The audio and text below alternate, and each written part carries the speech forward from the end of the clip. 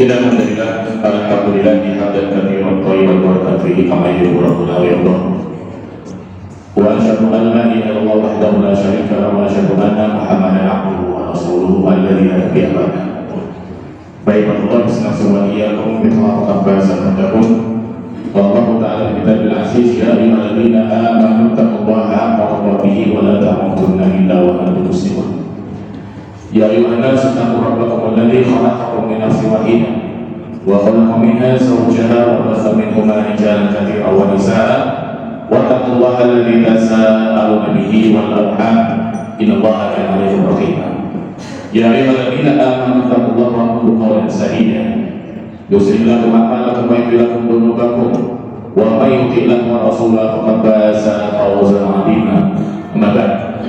Jemaah sekalian, para sesepuh, para tokoh masyarakat, ketua takmir, para yang ada kami, para yang muda kami, dan para anak-anak kami yang memiliki keseluruhannya. Sekali lagi kita pengajian Allah yang telah mengumpulkan kita semua di hari ini dalam serangkaian kenikmatan tentunya, nikmat iman, nikmat Islam, nikmat kesehatan, nikmat bisa ibadah kepada Allah Subhanahu Wa Taala di atas tuntunan Nabi kita yang mulia Sallallahu Alaihi Wasallam. Kita tidak mungkin bisa menyembah Allah Subhanahu Wa Taala kalau tanpa perantara tuntunan Nabi kita yang mulia Sallallahu Alaihi Wasallam. Oleh karena itulah sangat wajar dan sangat wajib ketika umat Muhammad Sallallahu Alaihi Wasallam dituntut untuk cinta kepada Rasulullah Muhammad Sallallahu Alaihi Wasallam. Semoga kelak sebagaimana oleh masa saya menyampaikan, semoga kelak Allah kita bersama Rasulullah beserta Allah Subhanahu Wa Taala. Yang kedua, para yang kenal kami semuanya, tadi ada sekilas dimukadimai oleh bacaan Al-Quran yang ada kita semuanya, serta ada penjelasan ringkisan untuk para yang muda yang istiqomah untuk ngaji online dan offline kita. Online gitu. Namun kalau yang muliakan, di antara wasiat Rasulullah SAW, di antara wasiat beliau menyatakan tentang masalah Al-Quran dengan kalimat Iqra'ul Quran.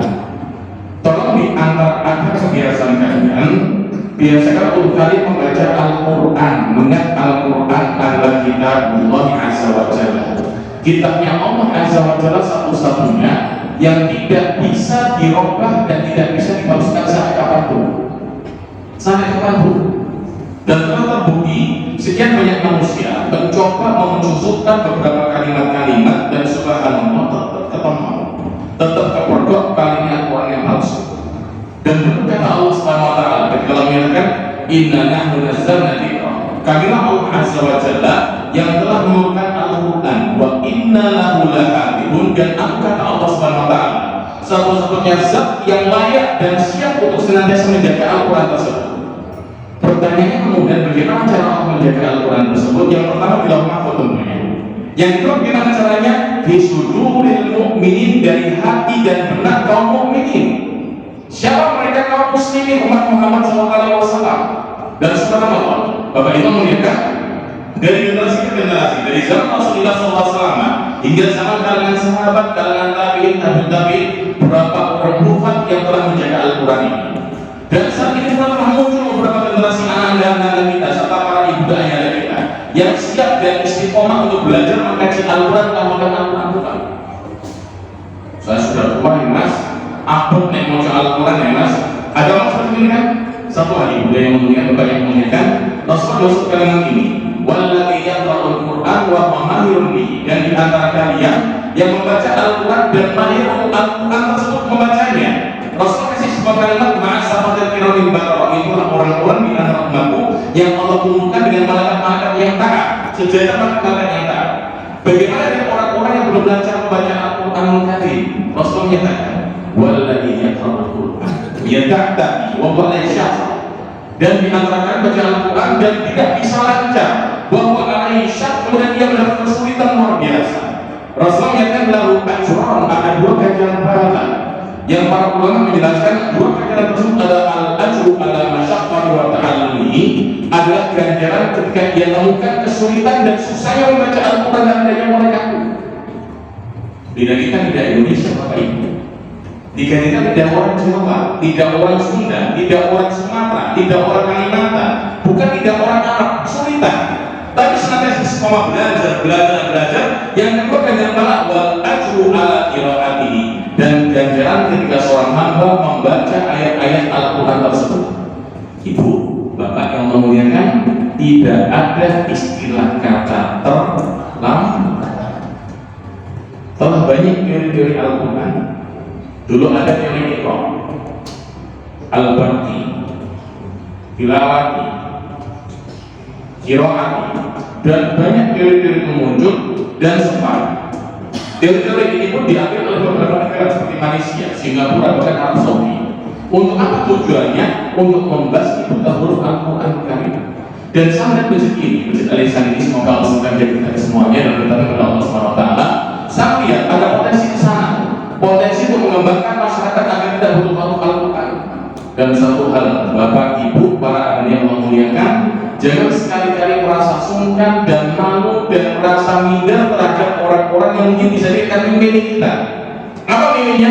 Gus gede gak sama Quran. Ibu, Bapak memuliakan demi Allah, nanti bisa dicek di Masjid Istiqlal, Simos 22 nomor 42 Surabaya. Saya dari awal dulu belajar Al-Quran kelas 3 SMA. Wallahi demi Allah, saya dulu ketua SKB SMA di 21 Bapak. Tapi saya tidak bisa baca Al-Quran. Hingga kemudian suatu ketika ada dorongan dari beberapa teman, termasuk di sekolah lembaga kajian, yang mendorong untuk belajar Al-Quran, belajar di emperan Masjid Istiqlal. Sempat ada omongan dari para orang-orang tua yang kalimat ini, Pak, baik gila ini ketika sama Quran supaya Allah pun supaya lagi. Apakah saya malu? Saya malu. Sehingga dulu kali Ustaz lagi di kampung ini belajar dan bisa baca Quran, tetap mengisi tapi bisa masuk Quran di sini. Saya menyatakan sampai di umur sekarang bisa belajar baca Al-Quran. Alhamdulillah bisa baca Quran. Subhanallah memuliakan. Hingga kemudian ada sebuah kisah. Apa kisahnya? Orang-orang yang tadi pimpin saya tadi pada bapak-bapak berpikir semua Quran ini, Pak. Jadi waktu itu ada undangan, kan sering ada undangan untuk hari yang ke-7 dari jenazah, undangan kematian kan. Jadi ada undangan tahlilan hari yang ke-7, ke-41, ke-100, ke-1000. Lalu waktu itu pas ada undangan, dikira jamaah acara tahlilan, ternyata acara akekok dari masyarakat orang Madura dibagi Al-Quran. Katanya orang-orang buat oleh Al-Quran ini. Ternyata subhanallah dari pemilik rumah menyatakan untuk dibuka, dibantu membaca surat Yusuf surat ke-12, dibuka bolak-balik dikira Al-Quran di ternyata kok besok baca Quran ini. Ini gambaran contoh kecil bahwasanya seorang belajar Al-Quran itu bukan aib, dan tolong rasa malu buat jauh-jauh. Karena apa? Mendingan kita belajar dengan rasa malu karena mungkin karena kesalahan kita masa lalu. Ngapa dulu tak belajar? Tidak ada istilah terlambat. Lawan itu rasa malu, bukan rasa yang namanya malas, bukan rasa yang sungkan. Demi Allah, Bapak Ibu kemudian serta para Anda, dengan istilah kita tersebut Allah akan kasih jalan kedua. Harus bisa. Bapak Ibu kemudian di majalah dakwah di Golongan Saudi Arabia saat itu ada kisah seorang ibunda tidak bisa hafal Al-Quran dan kesempatan membaca Al-Quran di usia 60 tahun. Di usia 60 tahun itulah momen beliau baca Al-Quran, hafalkan Al-Quran. Dalam jangka waktu 4 tahun, di usia 64 tahun beliau hafal Al-Quran. Apakah terlambat? Tidak terlambat. Di usia tersebut, di masa hidup beliau dituntaskan hafal Al-Quran mungkin, dinamakan mungkin kuat hafalannya. Diajak kembali tapi yang kembali ajakan yang mulia. Ini contoh kecil bahwasanya sampai kapanpun belajar kebaikan, belajar untuk menjadi baik, tidak ada istilah kata terlambat. Semua tidak ada Al-Quran dan kemudian yang mengingatkan dan contoh Nabi SAW menyatakan, yukta yawma qiyamah bil Quran wa ahli. Kelak pada hari kiamat akan Allah datangkan Al-Quran bersama para ahli Quran. Siapakah Al-Quran ini? Alladzi yaqra'u fi dunya wa ya'malu bihi, yaitu orang-orang yang baca Al-Quran dan beramal dengan Al-Quran tersebut. Dalam artian orang-orang ini selain membacanya juga beramal dengan konsekuensi yang ada dalam Al-Quran tersebut. Apa yang Allah ajarkan dia siap menerima, apa yang dia baca dia siap untuk mengamalkannya. Hingga kemudian yang pertama kali ada surat Al-Baqarah dan surat Ali Imran. Apa yang berusaha dilakukan? Yashra'ani ala sahibihi, dia siap kasih syafaat kepada orang-orang yang beramal dan telah membaca Al-Quran tersebut dari dua surat. Semoga kita semuanya. Bapak yang muliakan di hari ini, saya sampaikan materi ringan terkait jasa Rasulullah Shallallahu Alaihi Wasallam yang tadi saya menyatakan bahwasanya tidaklah seorang muslim bisa menggapai surganya Allah Subhanahu Wa Taala kecuali dengan jasa dan ajaran yang telah Rasul sampaikan, baik itu Al-Quranul Karim atau hadis-hadis beliau selama wabil khusus lagi terhadap masalah ahwal ghaibiyah, perkara-perkara hal yang gaib yang sampai saat ini belum pernah kita rasakan. Apa di antaranya? Ahwalul kiamat, itu ahwal hari kiamat serta ahwal akhir serta hari-hari akhirat nantinya. Bapak Ibu yang Allah muliakan, sebenarnya materi ini insya Allah tidak ada perselisihan antar semua kalangan, baik kalangan masyarakat manapun, organisasi manapun. Dengan seperti ini adalah sumber dari Al-Quran dan hadis Nabi SAW dalam Sahih Bukhari dan Sahih Muslim, di mana kalangan Al-Sunnah menetapkan dua sahih tersebut adalah kitab yang tersesuai setelah Al-Quran Karim. Apa pembahasan hari ini Bapak muliakan? Kita tahu bersama, kita nantinya akan mengalami sebuah masa yang namanya kematian. Saya, panjenengan, orang tua kita, bahkan anak kita, usia berapapun, jenis kelamin manapun, setinggi apapun status yang dia miliki, ketika Allah tetapkan sebuah nyawa untuk diambil atas semuanya. Betul Bapak Ibu? Dalam artian tua diambil pantas, muda diambil Allah pantas, wanita diambil Allah pantas, presiden diambil Allah pun pantas, seorang panglima diambil Allah pun pantas, siapapun pantas Allah ambil. Karena apa? Kita semuanya berasal dari Allah dan kita akan kembali kepada Allah Subhanahu Wa Taala. Dan satu hal, setelah proses kematian tersebut bukan artinya semuanya tuntas, tidak. Ada tahapan-tahapan yang akan kita hadapi semuanya. Di antaranya yaumul barzakh, ada naimul qabr wa adzabul kubur, ada nikmat kubur dan juga ada azab kubur di sana. Nanti ada hari kebangkitan, ada yaumul mahsyar, hari perkumpulan, serta ada yaumul hisab, hari penghisaban. Kapankah itu pada hari kiamat nantinya? Tahunya dari mana? Dari Rasulullah SAW. Semoga hari ini budaya yang memuliakan serta para yang memuliakan serta para yang memuliakan terkait kisah ahwal nas di yaumul hisab yaumul kiamat, tentang keadaan manusia yang kelak akan menghisab di hari kiamat dari berita Rasulullah Shallallahu Alaihi Wasallam. Kita tahu bersama ada di antara ayat Al-Quran tersebut yang biasanya para imam membaca kalimat ini, wa amma man utiya kitabahu bi yaminihi fasawfa yuhasabu hisaban yasira wa yanqalibu ila ahlihi masrura.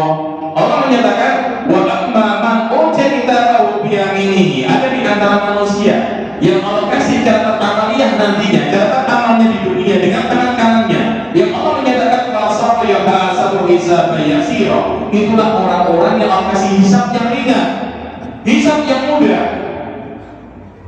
Wa yanqalibu ila ahli masrura, dan telah dia kembali kepada keluarganya dengan gembira luar biasa. Kembalinya Allah menyatakan wa amma man utiya kitabahu wara'a dhahri.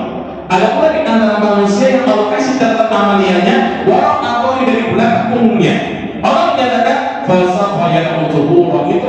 yang celaka, wa yasran saya pada dunia yang terkasain. Semoga bukan kita punya.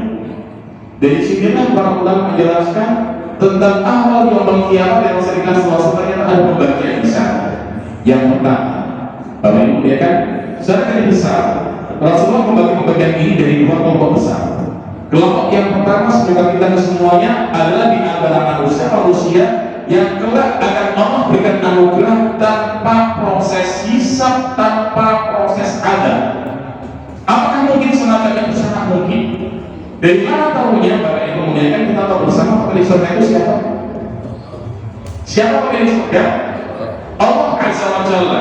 Allah punya hak menentukan siapa di antara hamba yang layak masuk surga tanpa proses hisab, tanpa proses adab sama sekali. Siapakah mereka? Enak orang, enak saja. Pemiliknya ngomong gitu. Bapak Ibu memuliakan, kita punya rumah. Lanjutkan para ibu yang punya rumah, tinggal bersama keluarga di sana. Kita punya para anak. Apakah anak tersebut ketika masuk rumah dengan membuka yang namanya pagar, membuka pintu rumah, apakah perlu dengan menyatakan ya aku buka pintu ini ya aku buka pagar ya, aku yang buka sendiri pintunya kira-kira? Halo? Bapak Ibu kan banyak putra putri. Semoga yang belum punya ananda Allah karuniakan ananda segalanya. Ibu dan Allah muliakan serta para ayahanda. Kalau kita punya anak masuk rumah kita, apakah buka pagar sendiri, buka pintu sendiri, apakah untuk dulu tengok-tengok? Namun Bu, assalamualaikum, saya putranya ingin masuk, apakah seperti itu? Halo, saya oke. Banyak banget ini. Kamu kan masuk. Yang mana kira-kira? Langsung masuk rumah dengan assalamualaikum, apakah mungkin kamu tetap tunggu izin dari kita semuanya? Langsung masuk rumah biasanya. Mengapa langsung masuk rumah? Karena mereka adalah anak-anak kita. Kita kalau pemilik rumah tersebut kasih izin anak-anak masuk rumah kita tanpa permisi sudah. Sama dalam rumah Allah Azza wa Jalla kasih kesempatan di antara para hamba masuk surga tanpa serta taat dan Tuhan. Hari ini berdoa kepada mereka. Kalimat ini berawal dari kisah Nabi Sallallahu Alaihi Wasallam dalam Sahih Al-Bukhari. Dari satu hadis dari Abdullah bin Abbas radhiyallahu anhu yang menceritakan kepada seorang tabi'in bernama Abdullah bin Jubair rahimahullah taala yang sempat Rasulullah berkalimat ini untuk aliyah ummah. Sempat dalam hadis ini Allah Azza wa Jalla menunjukkan di antara mukjizat kepada Rasulullah sallallahu alaihi wasallam. Apa mukjizat beliau? Rasulullah menyatakan untuk aliyah ummah. Beliau menyatakan saat Allah Isra Mi'raj ke atas langit sana, Allah berikan kepada Rasul satu mukjizat. Ketika Allah tampakkan sekelompok umat, Allah padatkan sekelompok umat. Yang Rasul menyatakan dalam kalimat ini, beliau menyatakan, "Fara'aitu Nabi wa ma'urahim." Aku melihat kata Rasulullah SAW seorang nabi dan ada penghitung sejumlah ruhaid. Dinamakan ruhaid itu artinya hitungan dalam bahasa Arab, kumpulan laki-laki antara 3 hingga 9 orang. Seorang nabi dengan pengikut antara 3 hingga 9 orang. Banyak atau sedikit kira-kira? Sedikit. Tapi ini tidak sedikit ternyata. Subhanallah dan menjadikan dua wa ra'aitu nabiyya wa ma'ahu rajulan wa rajulun. Dan aku adalah seorang nabi dan bersama dia ada cuma 2 pengikut dan 1 pengikut, lebih sedikit lagi. Gak cuma 9 orang, tapi cuma 2 sampai 1 orang pengikut saja. Beliau menyatakan wa ra'aitu nabiyya wa laysa ma'ahu ahadun. Dan aku adalah seorang nabi tanpa pengikut 1 orang pun sama sekali gak ada yang ikuti beliau. Ibu bapak yang muliakan, ketika seorang nabi ceramah mengajak orang, bukan menjamin pasti manusia akan setuju dan menerima dakwah tersebut. Ingat kisah Nabi Ibrahim alaihissalam ketika persoalan dulu. Apakah Nabi beliau yang ikut dakwah beliau, baik dari ayah-ayahnya, baik dari masyarakatnya? Tidak satu sama sekali, tidak boleh dibakar. Ini sebagai bahasanya dakwah tidak menunjukkan kesuksesan ketika banyaknya pengikut, tidak, tapi menunjukkan dakwah sukses ketika seorang dari ikhlas dalam mengajak orang kepada kebaikan. Itulah pentingnya mengajak dalam masalah ikhlas. Rasul menyatakan kepada seorang nabi, gak ada pengikut sama sekali. Dia menyatakan Ibrahim kali salatul nabi hingga Allah angkat untuk saya sekelompok manusia yang banyak, luar biasa banyak hitam warnanya. Kenapa kok hitam? Kepalanya punya hitam. Warna hitam banyak. Dia menyatakan wa dhanantu annahum ummati Nabi menyatakan aku kira ini umatku, tapi Jibril menyatakan ya Muhammad hada Musa wa qaumuh. Ya Muhammad, orang banyak ini adalah Musa dan kaumnya. Tanpa kita pikir umat terbanyak umatnya Nabi Musa sebelum umat Musa tentunya. Hingga kemudian setelah dikatakan Allah Jibril dikatakan dia lebih semua orang lebih banyak lagi yang Rasul Ali SAW lebih banyak lagi orang yang tidak bangsa. Hingga dinyatakan hada qaumuka. Ya Muhammad, inilah kaummu, inilah komunitasmu, inilah umat Islam, umat Muhammad SAW. Dan juga menyatakan wa ma'ahum sab'una alfan yadkhuluna al-jannata bighairi hisabin wala adzabin. Dan juga menyatakan dan di antara mereka yang banyak ini yang mayoritas di antara mereka yang Muhammad Allah kasih kaum dia sejumlah 70 orang, 70.000 orang kalangan kaum muslimin yang layak masuk surga tanpa proses hisab, tanpa proses adab.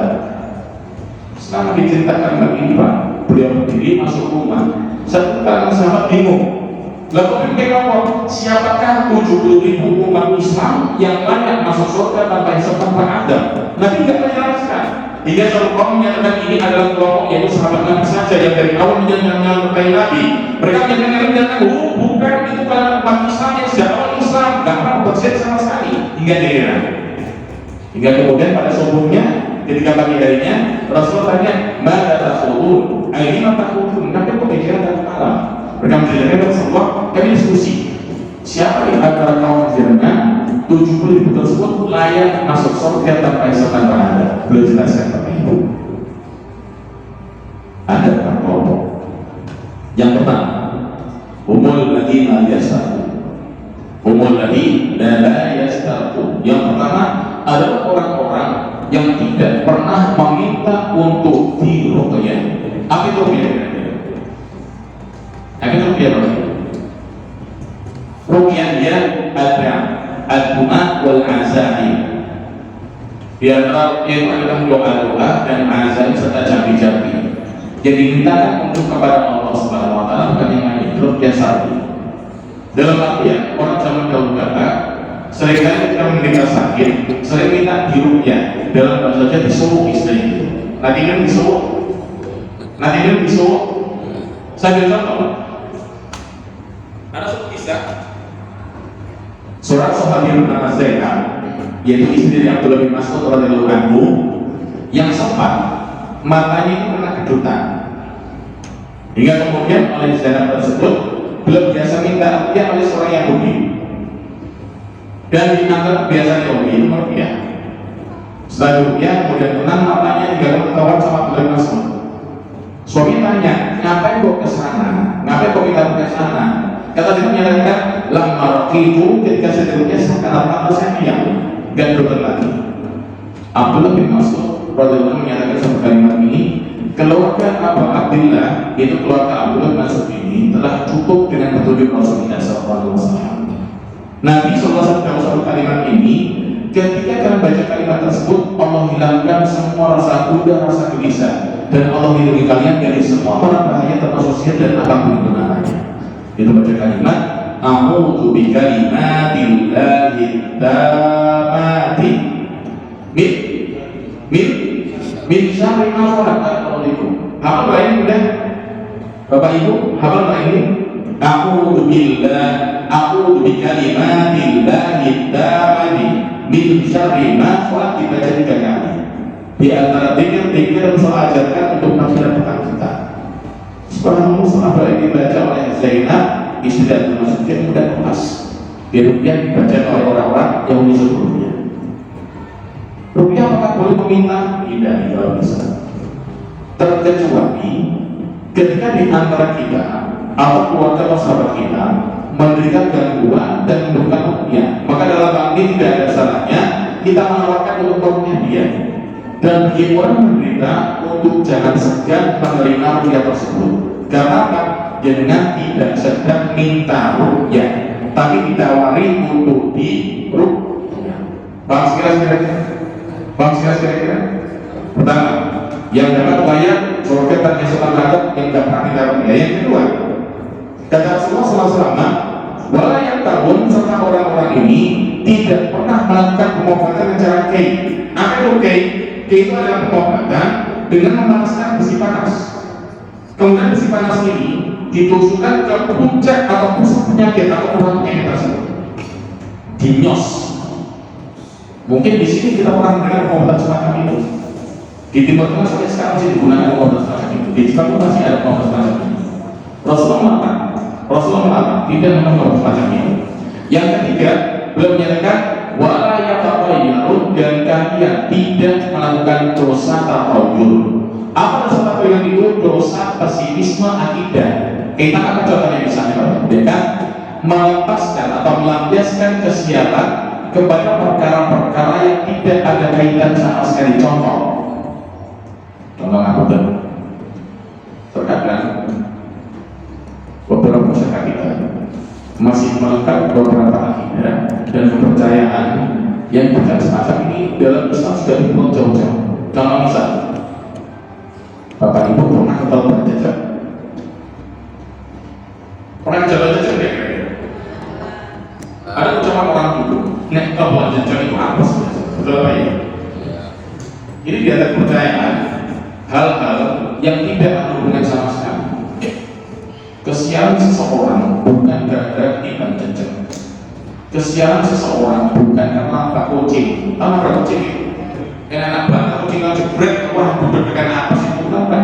Yang salah kucing ini, saya nggak salah kucing ini, salah beliau. Ambil jenazahnya, makamkan, nggak usah disolat, nggak usah dikapain. Tadi malam saya ditelepon sama satu teman, tahu mau tanya tadi yo. Berarti kan kita tahu, oh, nabrak kucing yang kupur disolat tidak ada, oh sholat mas. Di kamar digantung, kalau udah langsung makamkan, kuburkan, itu hewan binatang.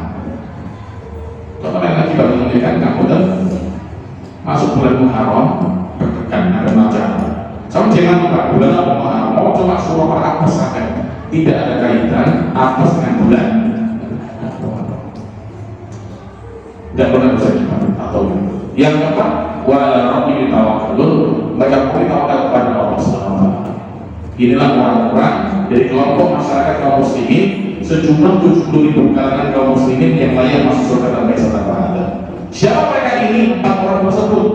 Apakah cuma 70.000 orang? Ternyata Rasul menyatakan wastasdaqu rabbi ala kulli alfin sab'ina alfan. Beliau menyatakan kita kepada Rabbu tambahan. Dan 70.000 tersebut dari setiap 1.000-nya membawa 70.000 yang lain. Dari 70.000 tadi, Rasulullah meminta setiap 1.000-nya membawa 70.000 yang lain. Dalam artian 70.000 dikalikan 1.000 ditambah 70.000. Itulah kalangan kaum muslimin yang layak masuk surga tanpa hisab tanpa adab. Semoga kita semuanya. Suatu saat pertanyaan Pernah Uqash bin Hisam radhiyallahu anhu, dia menyatakan Rasulullah, "Ud'uni an akuna minhum." Ya Rasulullah, doakan saya semoga saya di antara itu. Rasul menyatakan anta minhum, di antara mereka yang Uqash. Bapak Ibu kemudian ketika Rasulullah SAW menjadi seorang hamba di antara penghuni surga, dalam akidah Rasulullah wal Jamaah, mereka siap menyatakan ucapan ini tidak menghina. Dalam artian apa? Ucapan kita tersebut tidak mungkin sama pasti benar wahyu dari Allah SWT, termasuk kisah Uqash bin Hisam radhiyallahu anhu.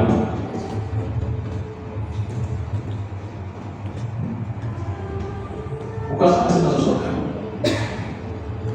Sampai yang kedua sekarang, kelompok yang kedua adalah kelompok manusia yang kelak mengalami masa hisab.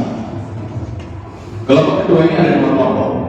Kelompok yang pertama adalah orang-orang yang kelak akan Allah berikan hisab dengan cara hisab yang ringan. Apa hisab yang ringan? Bapak Ibu yang kemudian sempat ada kalimat dari Rasulullah SAW kepada Aisyah radhiyallahu anha terkait tentang masalah orang-orang yang Allah hisab dengan cara yang luar biasa beratnya. Hingga Rasulullah proses tersebut dari akan Allah hisab. Aisyah berkata, ya Rasulullah, Alaihissalam yaqul, bukan Allah berfirman kalimat ini, fasawfa yuhasabu hisaban yasira, kelak akan memberikan ampunan hisab yang ringan.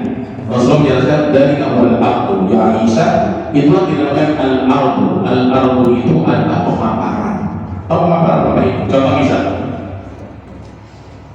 saya punya keyakinan di antaranya ketika yang lapor pernah mengalami yang namanya pemeriksaan SIM dan STNK. Nanti kali boleh mengasihkan STNK. Suatu ketika ada kesempatan ketika dia akan melakukan dompet, oleh petugas menyatakan Pak langsung. Nanti kali boleh. Sing sulit di sana anak sekolah atau anak muda, mas harus dicek biasanya, karena biasanya bujuan. Tapi ngomong sepuh atau ibu-ibu gitu, bu langsung bu kalau mau buka dompet itu bisa pasti bawa barang, pasti bawa STNK sama SIM-nya lengkap. Jika polisi bilang Pak, langsung itu ya apa? Itu apa? Soalnya itu bisa diisi bahkan muliakan dalam Sahih Al-Bukhari. Dalam Sahih Al-Bukhari ada satu kisah dari sahabat Abdullah bin Umar radhiyallahu anhu. Abdullah bin Umar di antara sahabat mulia, di antara ulama-ulama kalangan sahabat. Di kalangan sahabat tidak semua jadi ulama, tapi ada beberapa orang yang jadi ulama. Di antaranya Abdullah bin Abbas radhiyallahu anhu, serta Abdullah bin Umar radhiyallahu anhu, Mu'adz bin Jabal radhiyallahu anhu, dan lain sebagainya. Sempat ada kalimat di antara bujang untuk beliau, Abdullah bin Umar ini sering beliau bersama Abdullah bin Abbas memberikan fatwa kota Madinah terhadap jamaah-jamaah yang akan berangkat haji ke Makkah atau Mukarramah. Tapi untuk fatwa yang keluar, yang paling banyak berasal dari Abdullah bin Umar radhiyallahu anhu. Dalam kisah ini yang dimuliakan dalam Sahih Al-Bukhari, ada satu kelompok manusia di kalangan kaum muslimin yang Allah berikan hisab yang luar biasa ringan. Dengan cara di antaranya perhatikan. Dalam kisah ini Rasulullah menyatakan, "Yudnal mu'min yawmal qiyamati bi rabbihi azza wa jalla." Kalau pada kiamat akan Allah dekatkan seorang mukmin di hadapan Allah Subhanahu wa taala untuk Allah hisab langsung mereka. Dalam benak kita, hisab di hadapan masyarakat secara umum. Tapi dalam kisah ini Rasulullah mengisahkan yudnal mu'min yawmal qiyamati inda rabbihi azza wa jalla. Kalau pada kiamat Allah akan dekatkan seorang mukmin di hadapan Allah Subhanahu wa taala itu Allah azza wa jalla, khusus untuk dia dengan Allah semata.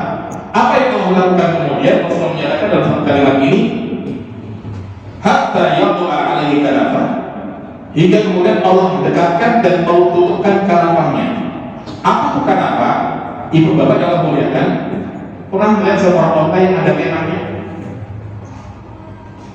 Pernah melihat seorang onta yang ada kemahnya? Yang tutupannya dulu masa saya kata orang tua ada, sekarang udah boleh nggak ada data.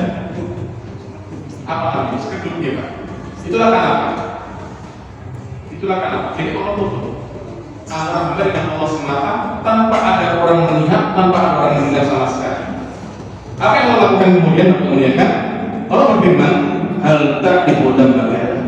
Wahai hambaku, pernahkah engkau beramal dosa ini? Merasa nggak kira-kira? Hamba kemudian tanya, nah ya mana Ali? Ya aku itu dosa saya. Saat itu dosa saya. Allah kata kemudian, hal ta'ibu dan bagaian. Tahukah engkau dosa ini hambaku? Hamba nggak mungkin. Hingga kemudian diulang-ulang sama Allah Subhanahu wa taala, sehingga hamba menyatakan hatta dhanna anna sayuhal, hingga hamba menyangka akan dia pasti celaka enggak lepas dari Allah Subhanahu wa taala. Perhatikan Allah menyatakan apa yang Allah lakukan.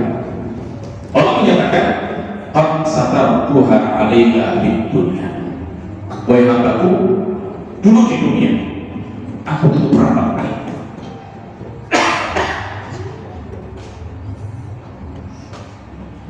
Allah menyatakan, wahai hambaku, dulu di dunia aku tutup rapat aib. Dalam artian setiap kita pasti berbuat dosa, dan dosa tersebut bukan untuk diumbar kemasan dan amanah pembisnis. Kita semua punya potensi berbuat dosa, dan dosa tersebut bukan untuk diumbar kemana-mana dan bukan untuk dipamerkan kemana-mana. Satu kali ketika Rasul menyatakan bahwasanya Inna Allah Mu'afah, Allah adalah zat yang maha pemaaf, illa ala mujaharah, kecuali bagi orang-orang yang bangga dengan dosanya. Siapa orang bangga ini yang telah Allah tutup aibnya, dipanggilnya bukan di mana-mana, sehingga orang-orang lain telah melakukan sebuah dosa. Bapak Ibu kemudian punya kita berada suami di rumah.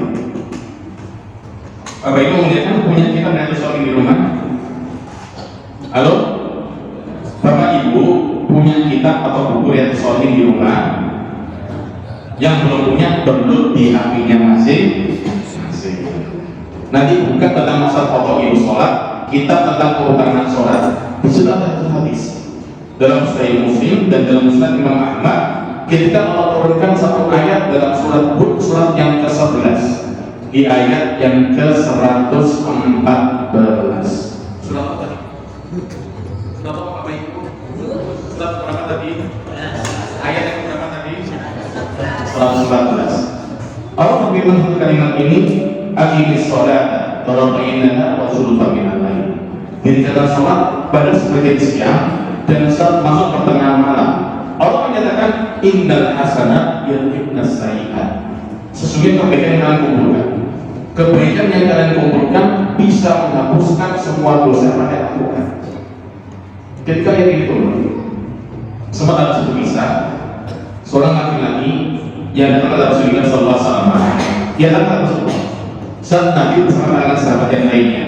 Maka yang menyatakan kalimat ini, ya Nabi Allah, ya Nabi Allah Subhanahu Wa Taala, ini akhatu imro'atan fil bustani. Berarti kalimat ini lagi-lagi menyatakan, ya Rasulullah, saya bawa seorang cewek di sebuah kebun. Ngapain coba kira-kira? Bapak, kalau laki-laki ngajak cewek di kebun, ngapain kira-kira? Cangkul. Dalam kalimat ini yang menyatakan fa'altu biha kulla syai'in ghairu anna ujami'a. Ya Rasulullah, tak lakoni kabeh kecuali satu, enggak kumpuli. Dalam artian apa? Di penjelasan ini dia menyatakan fa'altu biha kulla syai'in ghairu anna ujami'a. Tak lakoni kabeh kecuali satu, enggak kumpuli. Oqbal tak ampuni. Oqbal tak terima. Wala sabda tak ampuni. Walang apa yang dari baik betul, cuma ada memulih. Fa'al bi masyi. Ya Rasulullah, tolong lakukan hukuman untuk saya. Hukum saya sesuai dengan yang inginkan. Mau silakan. Diulang terus orang lain, sama Nabi tidak bedakan. Perhatikan, ada satu ucapan dari seorang sahabat yang sangat tegas bernama Umar bin Khattab radhiyallahu anhu.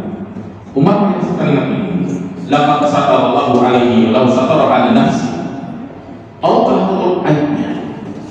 Dalam arti kalian sepakat, kalau orang punya dosa, bukan cerita di masyarakat. Umar menyatakan, telah Allah tutup aibnya. Lalu saya akan dalam sesuatu yang tutup untuk dirinya agar dibuka di mana-mana. Pasti akan Nabi maafkan, gak akan Allah mungkin tidak akan nantinya. Yang benar orang dikatakan lagi pergi. Nabi ikuti pandangan beliau pada laki-laki ini tinggal menyatakan rujuku akhirnya. Wahai sahabat, berikan kepada dosa. Hingga Nabi yang sekali lagi menggunakan aqimis sholat tarafainaha wa zulfan minal lail. Mas, perbanyak sholat. Perbanyak sholat pada malam dan sebagian malam harusnya kalian innal hasanat yudhibnas sayyi'at. Kebaikan kamu bukan mas akan memutus semua dosa pertawaan kamu. Hingga seorang sahabat pernah membantu jaminan Nabi yang dia Rasulullah alamu faqat awlinasi kafatan. Ya Rasulullah, ayat ini khusus untuk dia atau untuk seluruh manusia yang ada? Rasul katakan balinasi kafatan. Ayat ini untuk manusia secara kamus. Dalam artian bahkan kemudian dosa itu adalah perkara yang Allah bagi-bagi dari Nabi. Tapi bukan mungkin seorang hamba akan letaknya iman tersebut hingga terjadi sebuah dosa. Dan setelah dia melakukan dosa untuk yang untuk rapat-rapat dan bukan untuk disebarkan ke mana-mana. Dengan harapan yang bertobat kepada Allah Subhanahu Wa Taala dan menjadi orang yang terbaik, hubungan baik kepada Allah Subhanahu Wa Taala yang telah akan Allah berikan kesempatan untuk istighfar dari Allah Subhanahu Wa Taala. Satu hal. Bapak yang memuliakan Rasulullah seluruh kalangan kaum muslimin Rasulullah jamin surga. Kullu ummati yadkhuluna al-jannata illa man aba. Setiap umatku pasti masuk surga kecuali di antara umatku yang enggan masuk surga-Nya Allah Subhanahu wa taala. Apakah ada di antara kita yang enggan masuk surga? Ternyata ada. Rasulullah menyatakan man ata'ani dakhala al-jannah. Yang mau taat kepada saya itulah orang-orang yang masuk surga. Wa man asani faqad aba. Yang mengingkari saya enggan untuk ikut dengan cara saya itulah orang-orang yang masuk surga-Nya Allah Subhanahu wa taala. Sahabat kita yang tanya, yang paling mentok yang ini sudah di antara hamba Allah yang menutup aib-aibnya yang kelak antara dia dan Allah nanti ada hari yang hisabnya nanti.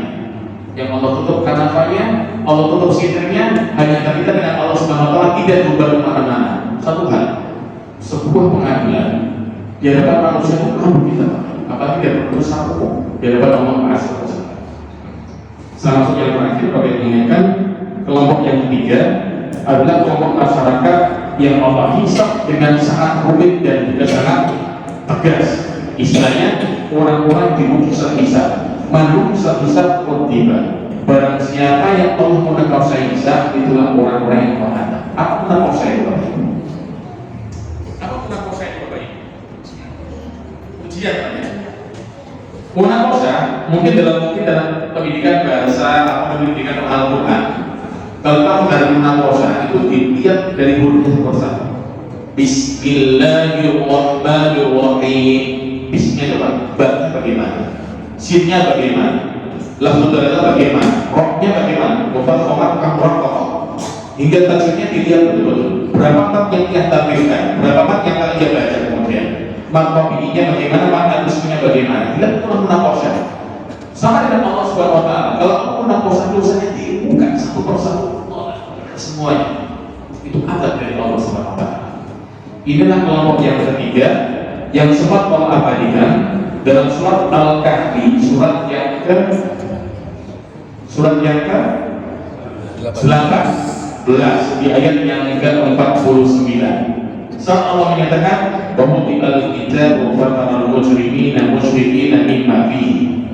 Ketika Allah letakkan kita dan orang-orang mujrimin dan orang-orang munafikin takutnya luar biasa saja. Wa yaqulu, dan mereka menyatakan ya wailatana, celaka kita. Ma li hadzal kitab, apa kitab ini? La yughadiru saghiratan wa la kabiratan illa ahsaha. Dosa kecil, dosa besar Allah hitung semuanya. Padahal tidak tentunya. Dan semua kita tidak pernah hal yang ketiga ini. Kita cuma ada dua hal tadi, Pak. Yang tanpa hisab tanpa adab, atau Allah hisab dengan hisab yang ringan di mata Allah Subhanahu wa taala. Inilah berkemudian di antara jasa Rasulullah SAW untuk kita bersama. Yang kadang kita mungkin menganggap ini perkara yang remeh, ini perkara besar, Bapak Ibu. Bukan perkara remeh. Kita masalah hisab semua kita mengalami. Tentu kita berharap dalam ya kami hisab kami dengan hisab yang ringan. Allah menghasib hisaban yasira. Ya Allah, hisab kami hisab ringan. Perbanyak dosa di antaranya. Mungkin itu yang bisa kami sampaikan. Mungkin ada pertanyaan terkait materi yang kami sampaikan tadi. Kira-kira jelas atau belas ini Bapak Ibu? Jelas atau belas? Ada pertanyaan kira-kira? Silakan kalau pertanyaan. Ada pertanyaan? Dia jawab enggak? Silakan. Yang mana? Pak. Yang mana ini? Saya. Jadi Tentang ini. Kok ada dari sebagian alim ulama Timur Tengah? Saya buka di pokoknya sosial media sih, sosial media. Itu kok mengatakan bahwa peringatan Maulid itu kan tidak dikerjakan oleh para sahabat Nabi juga tidak. Tapi justru di Indonesia kok ada itu. Nah itu gimana Ustaz? Ya, seperti halal bihalal di sini ya laris sekali ya. Tapi di Arab itu gimana? Baiknya itu gimana? Berarti pertanyaan tentang masalah peringatan Maulid di negara Timur Tengah. Memang ada di antara mereka menyatakan terkait Maulid ini yang pertama kali dilaksanakan oleh orang-orang Fatimiyah. Siapa Fatimiyah? Orang-orang mana?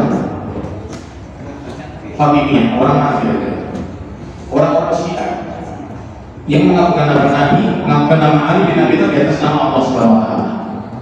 Itulah di antara warisan mereka yang dia sebagai kalangan kaum muslimin sempat ikut perayaan dengan cara mengakukan Nabi di atasnya derajatnya beliau sallallahu alaihi wasallam. Itu yang dilarang. Tapi yang jelas Nabi itu dilahirkan. Nabi itu dilahirkan. Lahirnya kapan? Allah Ta'ala yang jelas tahun. Yang jelas tahun gajah. Tanggal pastinya kapan gak ada yang jelas. Kalau 12 Rabiul Awal itu tanggal kematian beliau. Tanggal kematian beliau sallallahu yang sama juga yang paling kuat di antara mereka menyatakan 12 Rabiul Awal itu adalah kematian beliau semua bukan lahir beliau. Lahirnya berhari Senin. Saya tak berapa Allah Ta'ala waktu itu gak ada hitungan hari, dari hitungan tanggal bulan yang terjadi pada tahun gajah. Tentu lah ya Allah Ta'ala. Yang jelas saya ingatkan intinya kita hari ini ambil keterangan Rasulullah SAW, pelajari sifat-sifat beliau, amalkan sifat karakter beliau, cintai beliau, terima kasih pada beliau. Mengingat banyak kisah beliau kita semuanya. Dan satu hal di antara Nabi yang sempat Allah siapkan ke dalam surganya Allah SWT Rasulullah SAW. Jadi pertanyaan siapa Nabi yang pernah masuk surga? Nabi Muhammad SAW masuk surga.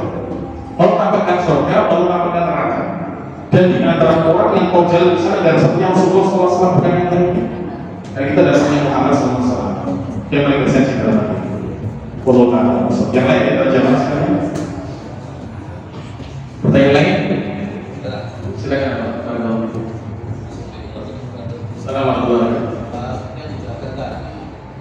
Ada 70 yang tidak bisa sama sekali karena melihat hitungannya bukan sangat sekali dan memungkinkan kita mungkin yang kedua yang besarnya kali 70.000 itu hitungan saya nanti adalah sekarang ini umat muslim dunia jumlahnya 2 miliar. Jadi kalau 1%-nya itu sekitar 2 juta. Jadi kalau 70.000 dan per ribunya ada 70.000 lagi yang bawah, berarti ada kurang lebih 4 juta 970.000 yang 4 juta 970.000 yang tidak bisa sama sekali. Kalau dibandingkan itu cuma 2% setengah, sedikit sekali. Jadi kemungkinan besarnya insya Allah kita itu akan masuknya yang kedua. Apakah Terkait tentang masalah siapa yang masuk itu rahasianya Allah SWT.